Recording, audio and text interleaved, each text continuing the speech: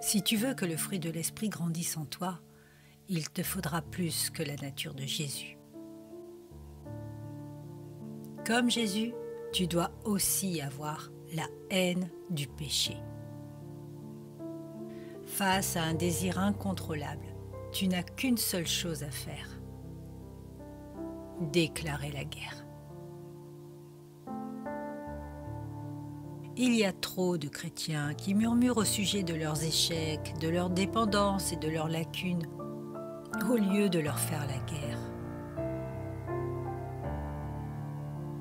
Au lieu de te demander « Pourquoi suis-je ainsi ?», fais la guerre. Si tu ne sais pas comment faire la guerre, va dans la Bible.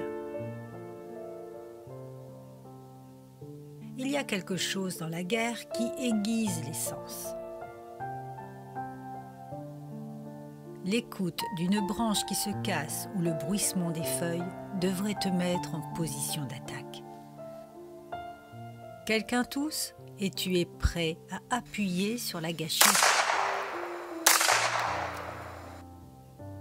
Avec ou sans sommeil, la guerre te gardera vigilant. La vie du chrétien est une guerre.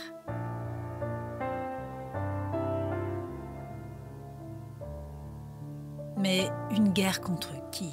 Une guerre contre quoi?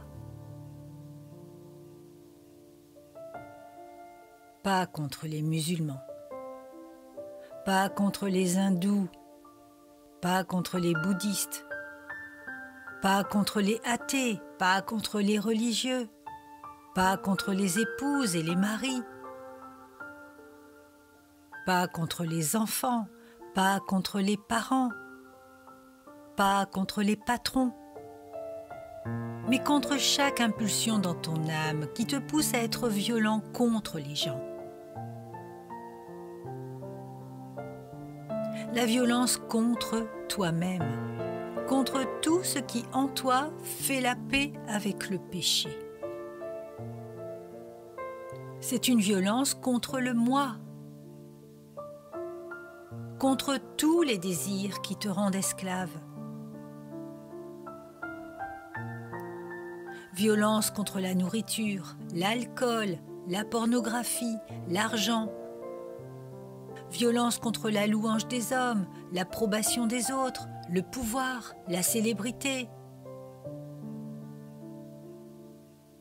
Ce n'est pas contre les autres gens, pas contre les autres gens. Voilà ton ennemi. C'est contre cela que tu dois faire la guerre. C'est une violence contre toute forme de racisme et toute indifférence face à l'injustice.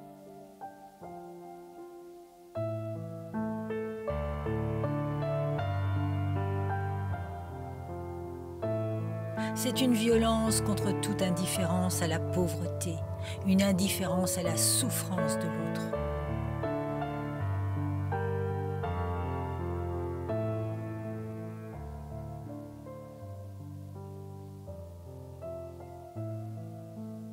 Nous avons tendance à penser que la guerre spirituelle se gagne uniquement par la prière.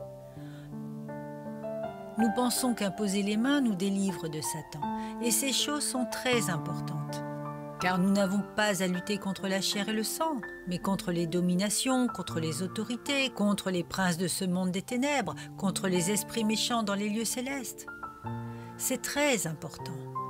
Mais ce n'est pas aussi important que la guerre contre notre propre péché. Parce que le seul accès que Satan a dans ta vie, c'est ta chair et ton péché.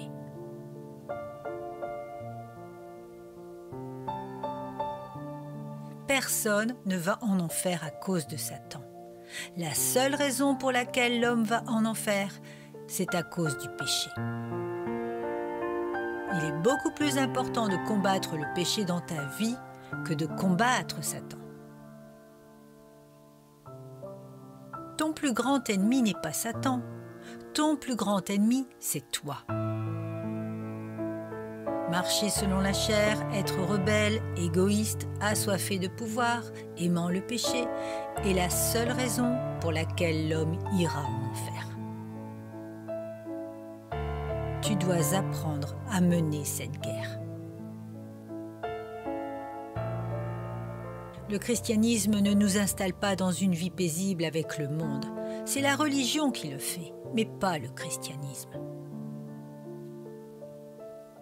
Si vous vivez selon la chair, vous mourrez, mais si par l'esprit vous faites mourir les actions du corps, vous vivrez. Romains 8, 13.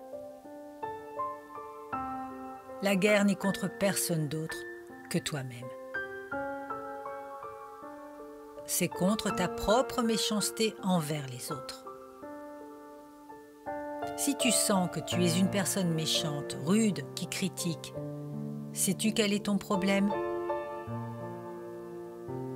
Tu n'as pas appris à faire la guerre. Tu n'as pas appris à être dur et violent et méchant, contre ta méchanceté et contre ton esprit critique.